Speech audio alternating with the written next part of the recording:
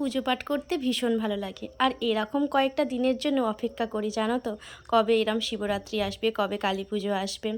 তো এই যে শিবরাত্রি, এবছর শিবরাত্রিটা অনেক সহজ পড়েছে। প্রত্যেক বছর আমি শিবরাত্রি করি, সেই কোন ছোটোবেলা থেকে। আমাদের বাড়িতে ঠাকুর ছিল বলে আমার ঠাকুমা সমস্ত রকম উপোস আমাকে তুলে দিয়েছিল।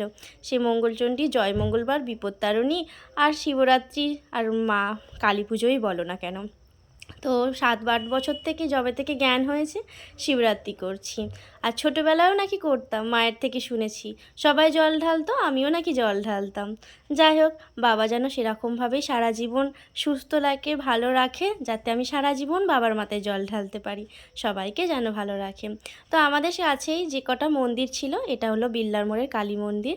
আমি গিয়েছিলাম জল ঢালতে, বেলাবেলি চলে গিয়েছিলাম দুপুর, কারণ অনেক ভিড় হয়ে যাবে সন্ধ্যাবেলায়, সেই জন্য আর কি। কতক্ষণ না খেয়ে থাকতে পারবো জানি না, এবছর একটু শরীরটা খারাপ বলে। কিন্তু প্রত্যেক বছর আমি নির্জলা থাকি, আর সারা রাতটা কিন্তু জেগে থাকি, 4 প্রহরে জল ঢালি। এবছর এখনও নির্জলা আছি, দেখা যাক কতক্ষণ থাকা যেতে পারে, বাবা কতদূর আমার দিকে মুখ তুলে চায়। তো সেই জন্য আর কি সকাল থেকে অনেক পুজো পাঠ করা হলো। সামনের একটা কালী মন্দির ছিল, সেখানে গেলাম। আমাদের এখানে শিবতলা আছে, যেখানে বড় করে ফাংশন হয় সারা রাত ধরে, সেখানেও যাওয়ার ইচ্ছা আছে। প্রত্যেকটা জায়গায় যাব, একটু জল টল ঢালবো, আমার মনস্কামনা, আমার মনোবাসনা বাবাকে বলবো। যাই হোক, তোমরা সবাই আশা করি করেছো, আর অনেকেই আছে। হিন্দু ধর্মে প্রায় প্রত্যেকটা মা বোনেরাই কিন্তু এই শিবরাত্রির জন্য অপেক্ষা করে, শিবরাত্রি মহাব্রত পালন করে।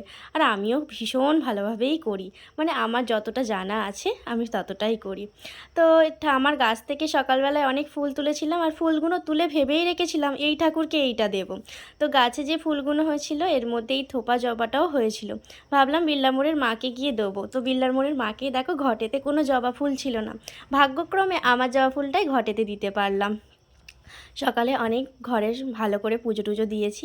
এখানে একটা সাদা জবাও হয়েছিল, বড় বাবাকেও দিলাম। তোমাদের কেমন লাগলো ভিডিওটা আমাকে জানাবে কিন্তু, ভালো লাগলে অবশ্যই লাইক কমেন্ট শেয়ার করবে। আর তোমরা কারা কারা শিবরাত্রি মহাব্রত করেছো সেটাও বলো কিন্তু। আমি ভালো করে প্রণাম করে মাথা ঠুকে ঠাকুরের থেকে আশীর্বাদ চেয়ে নিলাম, যাতে সবাই ভালো থাকে, সবাই সুস্থ থাকে। আর তোমার এই ভিডিওটা কেমন লাগলো সেটাও কিন্তু জানাতে ভুলো না। ছোট্ট ভিডিওর মধ্যে তোমাদের একটু আমাদের মন্দির দর্শন